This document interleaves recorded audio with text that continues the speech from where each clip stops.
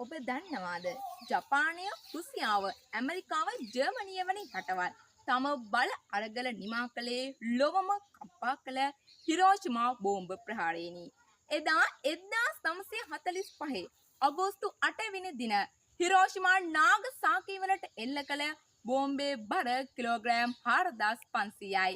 එය පුපුරන විට එයින් පිටවන උෂ්ණත්වය සෙල්සියස් අංශක 3000ක 4000ක ප්‍රමාණයක්. සෙල්සියස් අංශක 3000ක 4000ක ප්‍රමාණයක් කියන්නේ කොච්චරක්ද? අපි දන්නවා සාමාන්‍ය නටන ජලයේ උෂ්ණත්වය සෙල්සියස් අංශක 100යි. උණු පොල් තෙලල උෂ්ණත්වය සෙල්සියස් අංශක 200යි. එසේනම් සෙල්සියස් අංශක 3000ක 4000ක ප්‍රමාණයක් අති බිහිසුණුයි.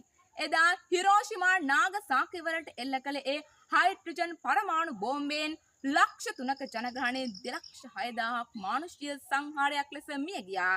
එහි ප්‍රතිඵලයක් වශයෙන් ජාන විකෘතිතා ඇති දරුවන් සුව නොවන පිළිකා රෝගීන් බිහිවන්නේ අසමගියේ ඛේදජනක බව ලොවට කියා දෙමි.